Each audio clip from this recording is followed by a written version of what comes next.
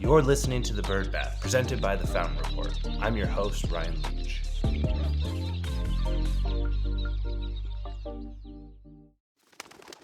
Welcome back to The Bird Bath. Each week, we scrape the surface of the news you need to know, so let's get into it. Kicking us off this week is a $1.5 billion deal by Bance Group to acquire the entirety of PetIQ. PetIQ is a publicly traded company that the PE Group is going to be taking private.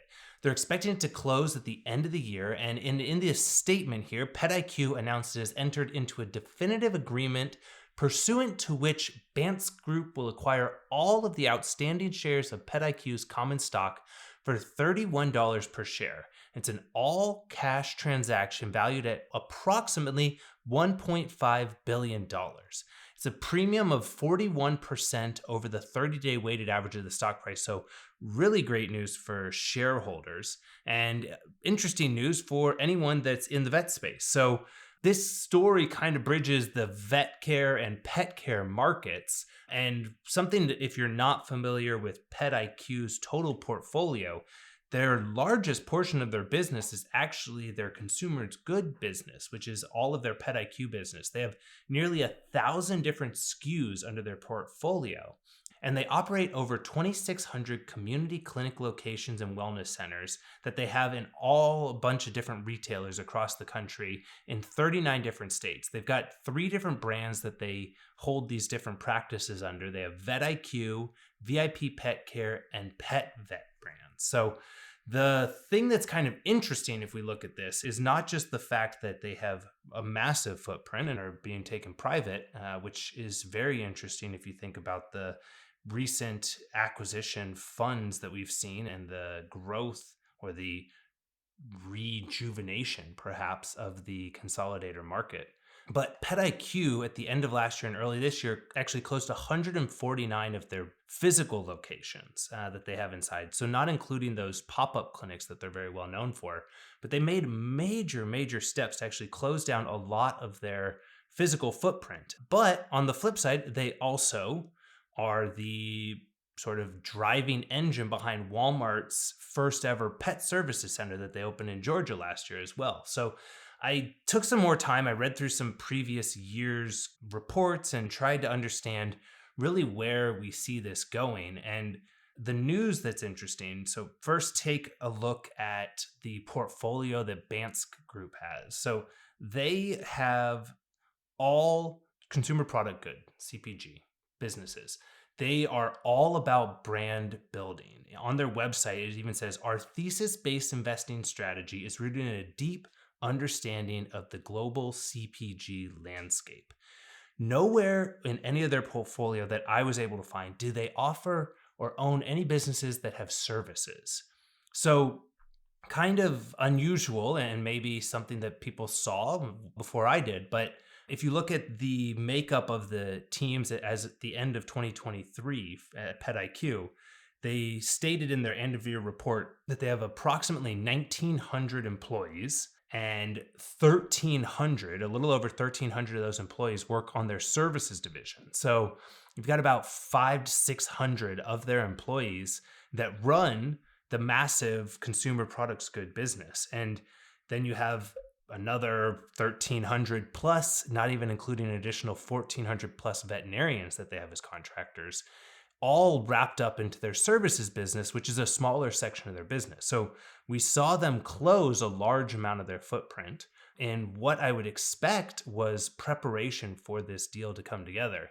Personally, if I'm looking at this from the historic information that they have, the size of that side of their business, as well as the interest of their new parent company or soon to be new parent company, my expectations is that we're either going to see a continued retraction in the VetIQ portfolio under PetIQ, perhaps even a sell-off of the entire portfolio or a spin-off of that to make VetIQ and the services business something different than what Bance Group is going to be looking to carry forward. Now, these are just my observations. This is just what I'm seeing and thinking I could see happening, but it's something that I haven't been seeing people talk about. They've been talking about the $1.5 billion massive amount for this deal.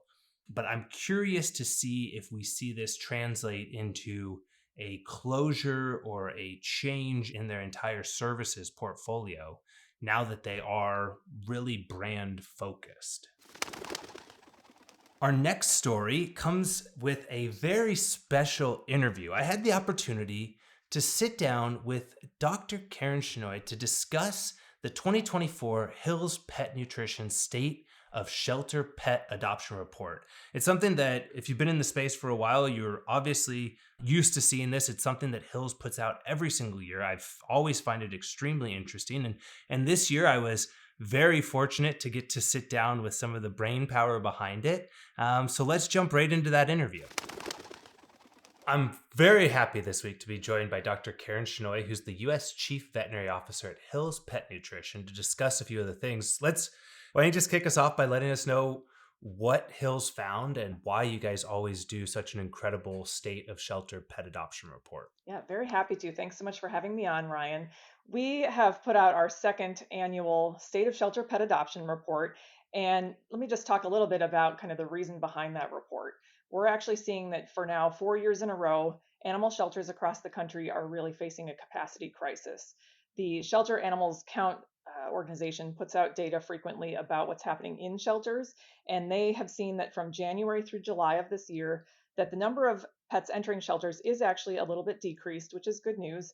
However, there are increasing numbers of animals in shelters because adoption rates are slowing. And while we do have pretty rich data about what's happening inside shelters, I just mentioned the Shelter Animals Count organization and the great work that they do, there really is not a lot that is known about what's happening outside of shelters in terms of consumer behaviors and potential barriers to pet adoption. And so that's what we really aim to help address in this report through a survey that was done, data that we can provide from that survey, as well as some great best practices that came from key thought leaders in the shelter organizations across the country.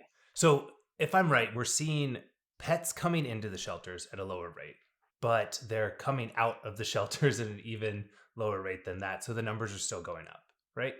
That's correct. And what from the report can you give me as sort of a broad point or like a shining light? Like, I know the shelter community is doing everything that they can, and Hills is doing a ton of fantastic work to help. What are the sort of bright points that we're seeing in the adoptions that are happening? Yeah, let me take you through some of the key findings. And the one that I want to emphasize right off the top, as you say, is kind of a bright point in the data. And that is that as we surveyed, it's actually a survey of 2,500 individuals from the US that are from socioeconomically diverse backgrounds. We found that 66% of Americans are open to adopting a pet from a shelter.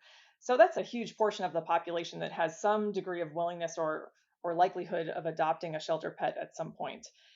On the flip side, though, we are seeing obviously some really clear barriers or challenges to getting more pets into homes, or we wouldn't have that rising number of pets that are in the shelters. Some specific points there are that we found a real threshold at $75,000 a year income, so that pet ownership was certainly less accessible for people making less than $75,000 a year. And then we also looked at specifically dogs, knowing that cats are having a little bit of a moment and that they are being adopted at a little bit of a higher rate than dogs. We're finding that small to medium sized dogs are easier to adopt and that those larger dogs are staying in shelters even longer than the small and medium breeds. And oftentimes that's likely because of it being perceived as being easier to care for or less expensive to care for those smaller animals.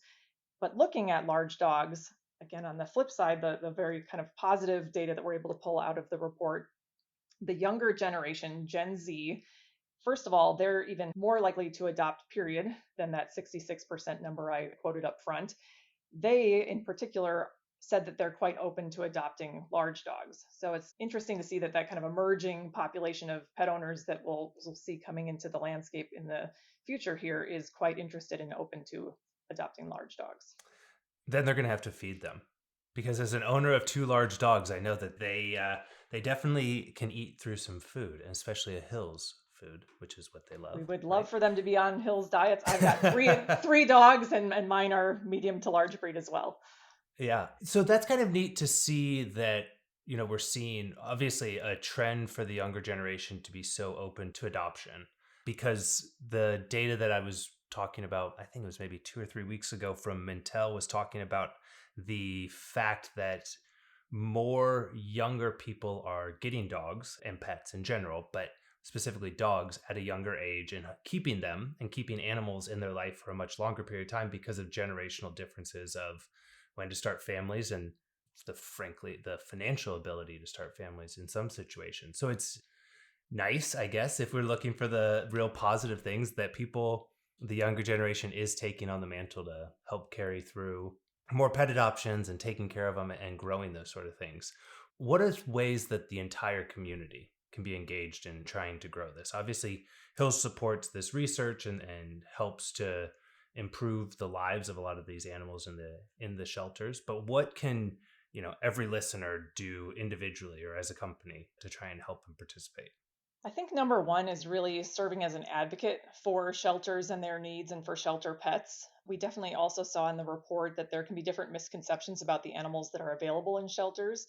The vast majority of them are healthy, they don't have, real significant behavior concerns, and you can find kind of any animal you're looking for in a shelter, honestly. If you, give it some time, look at a number of shelters in your area, you're likely to find an animal that is a really good fit for your home, whether you're looking for a certain type of dog or specific energy level or certain characteristics that fit your lifestyle. There's likely to be an animal in a shelter that meets your needs. So I think we can really do a lot to help advocate for the importance of adopting a pet from a shelter if you're in the situation that you're willing to or able to invite a new animal into your home. Number two, I would say, is that we really understood from the report an opportunity to support individuals who are looking to bring a new pet into their home across the entire journey. So, I mentioned up front helping to advocate for getting a pet from a shelter if that's a good fit. There's also things on the flip side that, especially we as veterinary professionals, can do to help support pet owners and pets once that adoption has occurred and the pet is getting welcomed into the new home. 94% of pet owners who were thinking about relinquishing their pet to a shelter actually decided to keep their pet after they received some sort of support post adoption. And we know actually more often than not, it's veterinary professionals that are providing that support. So it's important for us to tell consumers that it's okay for there to be a little bit of an ups and downs and different challenges as you're welcoming that pet into your home. Of course, there's a lot of excitement and joy that comes with welcoming a pet, but we also find that people go through a period of anxiety or concern and they're not always sure they're doing the right thing. And so that reassurance and support as they're getting to know their new pets is very important. And then the third thing I would point to is fostering. I don't think enough people kind of fully understand foster programs and the role that that might play. If you're, as an individual, not quite sure if you're ready to bring a pet into the household, or maybe you're kind of planning financially to have a pet and you're just not quite there yet, we found 64% of prospective fosters said that if pet care costs were covered during the experience, that they would be likely to foster. And we know actually at most shelters, costs associated with fostering, food, veterinary care are actually covered for foster pets. So that might be another area to kind of help explore. Oh, I didn't know that. Yeah.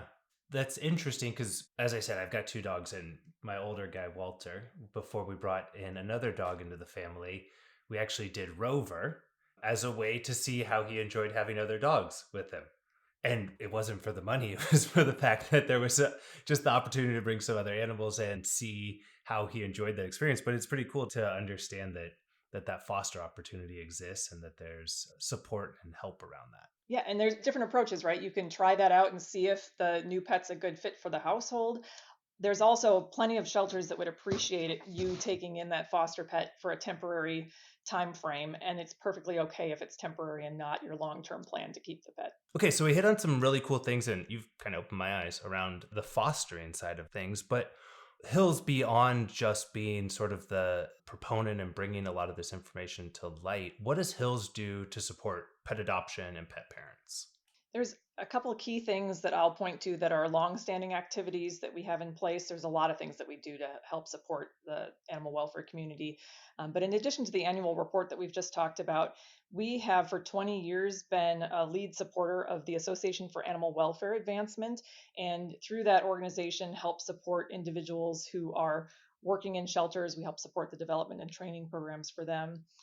As many know, we've also had a long-standing program called the Hills Food, Shelter, and Love program.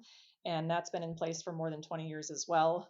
Through that program, we've supported more than 14 million pet adoptions, provided more than $300 million in pet nutrition to around 1,000 shelters in North America, and we've also donated more than 1.5 million pounds of pet food to shelters and other community pantries to help pets in need or people that are unable to afford their pet food. That's wild. And then the third thing I'll call out, very timely that we're talking about this today, is that we are just kicking off the seventh, it's actually the 10th anniversary of the Clear the Shelters campaign, with this being the seventh consecutive year that Hills is the major sponsor of that campaign in collaboration with NBC Universal Local.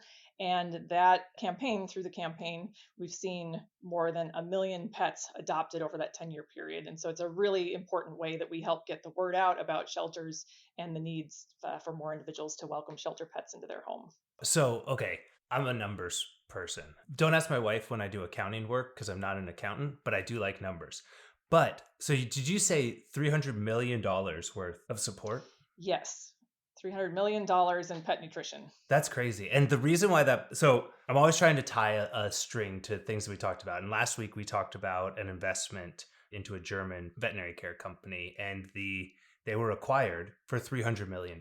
So Hills has offered $300 million of support to shelters. And that's the amount of money that another company has gone out and actually acquired an entire veterinary business. So just to put it into frame of reference, because I think once we start getting into the hundreds of millions and up dollars, it becomes nebulous in a lot of ways. But to look at that is really incredible. And so, Dr. Strong, I know you have a huge team of incredible people that do it, but you're the one that I get to talk to today. And so I want to thank you for what you do and what Hills does. This is a really incredible project. I'm going to put links in the show notes so that people can see the full report, so they can follow along with the Clear the Shelter campaign and really stay up to date on everything you guys are doing. So thank you again for joining me. We very much appreciate it. Thanks so much for the opportunity. Again, I want to thank Dr. Shenoy for taking the time to sit down with me, and for everyone at Hills for helping organize that time. It does mean a lot. It's a very in-depth report. If you want to learn more about what Hills is doing, both with their reports as well as the Clear the Shelters initiative, you can go to hillspet.com/shelter, and it'll pull you into seeing the report. You'll be able to see all of the different things that are going on and figure out ways that you can actually participate, and whether it's looking for assistance or if you want to participate by giving assistance. It's a great place for everyone to collaborate on that. Next, we're seeing the new generation of veterinarians taking the bull by the horn and demand, maybe would be the right word, for different and better working conditions. The Student AVMA, or SAVMA as it's called, House of Delegates, updated their duty hour guidelines. They proposed these and put them together during the AVMA conference at the end of June. And they had this go through and finalized and vote and released this as a new update of what they're looking for just this month. Per the guidelines, the document suggests student duty hours be limited to 60 hours a week, averaged over the course of the length of the rotation, inclusive of all on-call activities, mandatory class time, and clinical duties performed at home. Previously, the document recommended students not work more than 80 hours a week, not more than 24 consecutive hours in continuous on-site duty, be provided with breaks when they are on call. The first guidelines came out in 2011. They were then updated in 2019. So they were due for a change and an update. And so a lot of kudos and congratulations to SAVMA for stepping up and really saying that they wanted to find better conditions. We know that the industry is extremely difficult. The workload and the time load on a lot of the students coming out of school, and as we see here for their community hours as well, are difficult. I mean, 60 hours a week is still a massive amount of work, and they were at a point where it was 80 hours a week was needed to be put in place to keep those guidelines. So they also put out some more things that were great. They defined adequate rest time as 10 hours between scheduled duty. They put in place continuous time and how much of a 24-hour period can be worked on. I'm going to make sure I link it here, but I just thought that it was very, very interesting to see a new generation of veterinarians that are coming out of school and that they are putting forward the real desire to demand or request or ask or put forth their needs to be able to protect themselves as well as protect their mental health and really do things in a great way to be able to step out of university and colleges with the right mindset to go into practicing medicine. So thank you to SAVMA. Big kudos to what you guys do and keep up the great work. Finally, if you're listening to this on Tuesday morning, you're one of my early listeners, make sure to join me today, Tuesday, August 13th at 1 p.m. Eastern Time. We're having a Veterinary Innovation Summit pre-show where we're going to be discussing a sneak peek into AI trends and implementation strategies for practices. We've got a really cool group of people that are going to be talking about a lot of things, and it's a neat way to figure out what's happening and what to expect to see in Kansas City later this month. So if you're going to be at the conference in Kansas City at VIS, at Fetch, at Casey Animal Health Corridor, make sure to send me a message. I'd love to get together and look forward to seeing you all on the webinar later today. If you are listening to this later in the future, make sure to check out the recording. We've got it posted at thebirdbath.io. For more on these and other stories, you can always subscribe to the Fountain Report. There's this link in the show notes. And don't miss out on any episodes by subscribing and rating the show. For the Bird Bath, I'm Ryan Leach. See you next week.